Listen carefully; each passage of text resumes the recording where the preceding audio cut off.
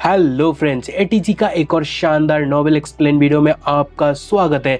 Last हमने देखा सारे मिलके युनची के ऊपर ह्यूज प्रोफाउंड फॉर्मेशन से अटैक करा था और ये चैप्टर वही से शुरू होता है। तो और बिना देरी के चलिए एपिसोड को शुरू करते हैं। शुरू में ही जैस्मिन अपेयर होकर कहती है ये प्रोफाउंड फॉर्मेशन इसे एम्परर प्रोफाउंड स्टेज के बाद के चरणों में किसी को नष्ट करने की अनुमति दे सकता है। और फिर वो आगे कहती है अनफॉर्चुनेटली उनके लिए वो बस एक प्योर प्रोफाउंड फायर फॉर्मेशन है। और तभी बाकी एरोगेंट लोग कहने लगते हैं युनची चलो आप देखते हैं क्या तुम अभी भी पूरी तरह ढीठ रहते हो कि नहीं। और फिर सारे बर्निंग हेवन क्लैन वाले जोर जोर से हंसने लगते हैं और कहते हैं हमारे क्लैन की heaven fire star burning formation के अंदर रहना अपने लिए एक अचीवमेंट समझो और मरो। और उसके बाद सारे लोग और खुश होते हैं ये सोचकर कि उनके एंसेस्टर द्वारा क्रिएट किया गया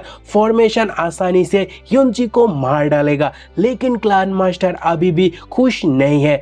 उनसे एक बंदा पूछता है क्लैन मास्टर आप ठीक हो ना। और साथ ही वो बंदा कहता है अगर ग्रैंड क्लैन मास्टर और ग्रैंड एल्डर दोनों यहाँ मौजूद होता तो उस युनची से क्यों ही डरना। जहाँ क्लैन मास्टर कहता है उन्होंने बहुत पहले ही अपनी पांचों इंद्रियों को बंद कर दिया और एकांत में कल्टीवेशन करने चले गए और उन्हें बहुत पहले ही क्लैन के मामले से परेशान होना बंद कर दिया है। तो चलो इस बारे में और बात ना करें। उतने में एक बुरा सारे डिसाइपल को कहता है कि सारे के सारे डिसाइपल इकट्ठा हो जाओ सीन को क्लियर करने के लिए। और फिर वो ओल्ड मैन कुछ और भी कहना चाह रहा था मगर उतने में वो सामने देखकर दंग रह जाता है। और तभी फ्लेम में हलचल देखने को मिलता है और तभी फ्लेम देखकर सब कहते हैं वो देखो फ्लेम बहुत अजीब लग रहा है। और तभी युनची दुश्मनों के फ्लेम को काट कर रखता है और उसे अपने फ्लेम के अंदर देखने को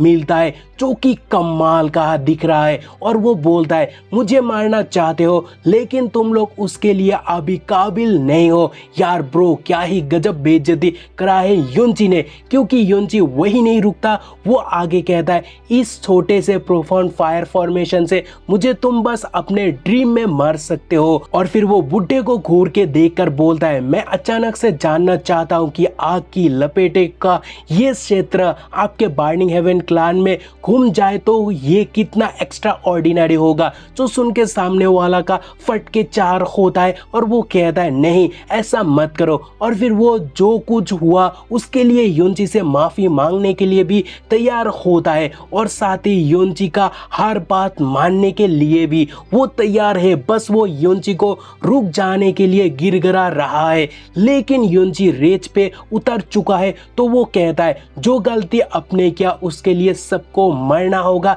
लेकिन तभी सीन पे कोई एंट्री मारता है और कहता है शैतान तेरा हिम्मत कैसे हुआ। और फिर धमाका ही धमाका होता है और उतने में क्लैन मास्टर का शॉकिंग रिएक्शन देखने को मिलता है और वो कहता है grand clan master grand clan Elder. तभी जैस्मिन कहती है एक है emperor profound realm second level और दूसरा है चौथी लेवल पर।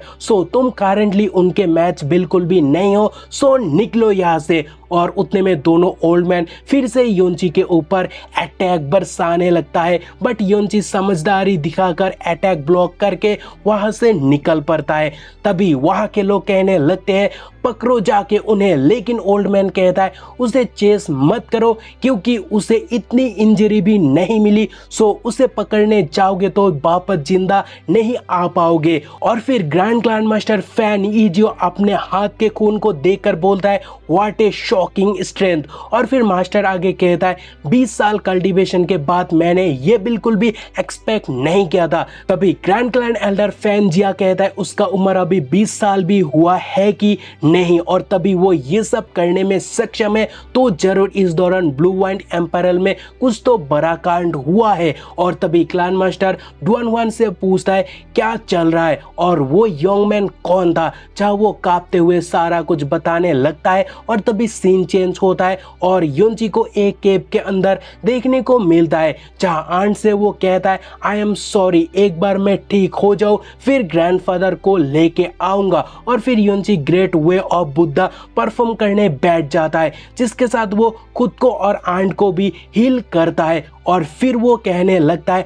आंट मैं वापस आ गया, मैं आपको और ग्रैंडफादर को और सफ़र होने नहीं दूंगा एंड अभी मैं जाके ग्रैंडफादर को भी चुरा के लाऊंगा। एंड एट दिस पॉइंट योंची को लगा कि आंट अभी होश में नहीं है, बट तभी आंट हल्की आवाज में कहती है योंची तुम आ गए हो। तभी ये सुनकर योंची खुश होता है क्योंकि आंट होश में आ चुकी है। सो वो बहुत खुश होता है और वो आंट को कहता है आंट चिंता मत करना, मैं ग्रैंडफादर को जरूर चुरा के लाऊंगा। तभी आफ्टर ए लॉन्ग टाइम योंची को देखकर आंट बहुत इमोशनल होती है। सो आंट उसे हक करके कहती है डोंट वरी, मैं भी ठीक हूँ और मैं यहाँ तुम्हारे लिए वेट करूंगी, सो तुम जाओ और तुम्हें जो करना है वो करो। तभी योंची केप से बाहर आके केप को फायर से सील कर देता है और फिर जैस्मिन से कहता है हम अभी भी बर्निंग हेवन वैली में है, तो मुझे आश्चर्य है कि वो लोग मुझ पर क्या मतलब इस्तेमाल करने जा रहा है। और तभी जैस्मिन चीख चीख कर कहती है यहाँ लोग आ रहा है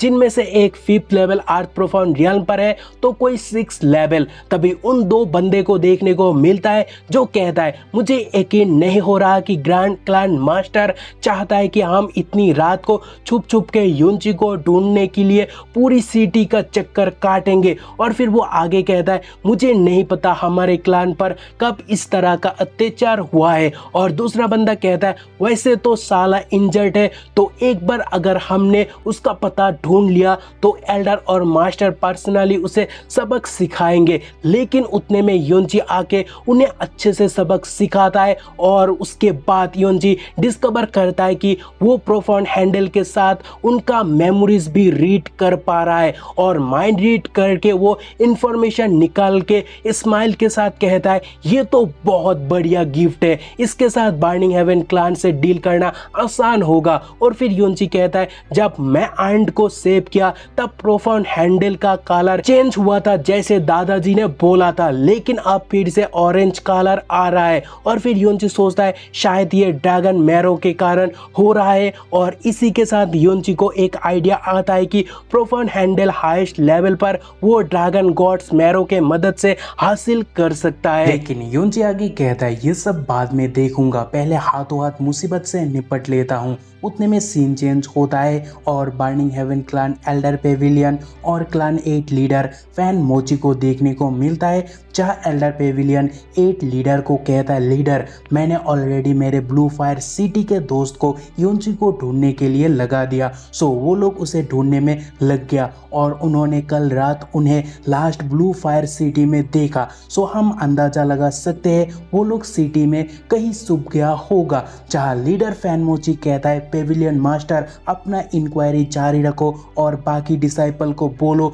एल्डर से इस मैटर पर सलाह लेने के लिए आखिर बात क्या है। तभी पेविलियन मास्टर कहता है मैंने सुना योंची का एक फैमिली मेंबर ड्रैगन कॉन्फाइनिंग प्रिजन पर कैद है। सो ये डिसाइपल उस पर्सन के बॉडी के साथ कुछ करना चाहता है जिसे योंची बिल से निकल सकता है। और फिर वो आगे लीडर को कहता है ये इस डिसाइपल का एक बेकार और घटिया आइडिया भी हो सकता है, तो मैं आगे का निर्देशकों के लिए एल्डर से पूछना चाहता हूँ। तभी एल्डर बोलता है हालांकि वो पावरफुल है बट आखिरकार वो बस एक युवक है, सो इसीलिए वो अभी जोश और जीवन शक्ति से भरा हुआ है और बहुत आवेगपूर्ण तरीके से काम करता है। और फिर लीडर पेविलियन मास्टर को कहता है तो फिर ठीक है, आप मेरा कमांड टैबलेट ले सकते हो और प्रिजन पर प्रवेश कर सकते हो। और साथ ही लीडर ये भी कहता है हालांकि भले ही वो अभी घायल है फिर भी आप उससे निपटने में समर्थ है, तो एक बार जब आप उसे ढूंढ लो तो आपको तुरंत मुझे इन्फॉर्म करनी होगी। जहां मुस्कुराते हुए पेविलियन मास्टर बी लाइक हाँ हुजूर। और फिर सीन चेंज होता है और पेविलियन मास्टर प्रिजन गेट पहुंचकर गार्ड को कहता है 8 लीडर का कमांड से मैं प्रिजन आया कैदी के बॉडी से कुछ लेने के लिए। जो सुनकर गार्ड कहता है ओके आप अंदर जा सकते हो, लेकिन एक बात आपको जो करना है जल्दी करना होगा। तभी पेविलियन मास्टर युनची का स्वॉर्ड निकाल कर कहता है उसका जरूरत नहीं होगा, क्योंकि वो पेविलियन मास्टर नहीं बल्कि पेविलियन मास्टर के रूप में युनची था, जो रूप बदलकर ग्रैंडफादर को बचाने के लिए ये मस्त खेल खेला। और फिर गार्ड को दूर फेंककर वो ग्रैंडफादर के पास आके कहता है ग्रैंडपा, ये मैं हूँ चूनर, और मैंने आपको बहुत कुछ सहने के लिए छोड़ दिया, लेकिन आप और नहीं,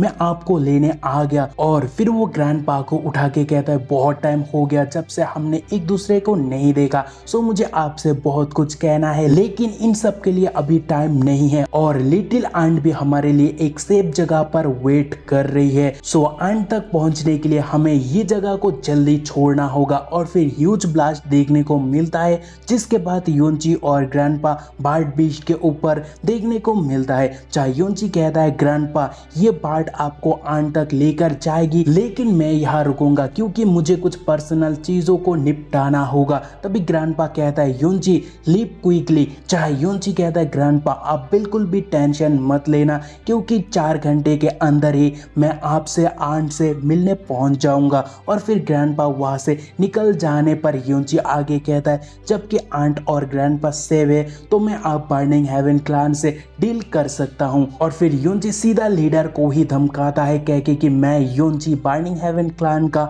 नामो निशान मिटा दूंगा। और फिर वहां बहुत सारा क्योस देखने को मिलता है और ग्रैंडपा को सिक्योर करने के लिए वो दूसरे ओर भागने लगता है और उसके पीछे बर्निंग फ्लेम वाले को भगाता है, यानी ग्रैंड क्लान मास्टर और ग्रैंड एल्डर। तभी एक पर्सन आकर क्लान मास्टर को कहता है क्या हम भी एल्डर के पीछे चले जाए, जहां मास्टर कहता है उन्हें हमारा मदद नहीं चाहिए। तभी युनची स्माइल के साथ कहता है तुम दोनों मेरे पीछे आकर बहुत पछताओगे। चाहे ये एपिसोड खत्म होता है तो बाय, मिलते हैं अगले एपिसोड पर।